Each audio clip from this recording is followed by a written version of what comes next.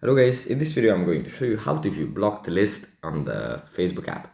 But before that, don't forget to subscribe, leave a comment down below because at 10,000 subscribers I'm going to show you my whole YouTube revenue statistics and growth strategy.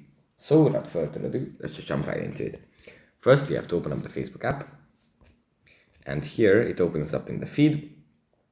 From here we just go into the top right corner, tap on the three lines, then tap on the cog, and then scroll down, and under audience and visibility we find blocking.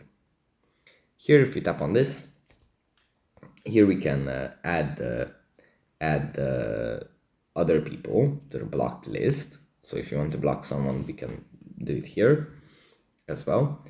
Or if you have already blocked some people, we can view the list of these people here. So I don't know, there's going to be a few people here, and we can just manage who we want to have blocked still or who we want to remove from this list. So yeah, that's pretty much it for this video. I'll put a sub for you guys, and I'll see you in the next one.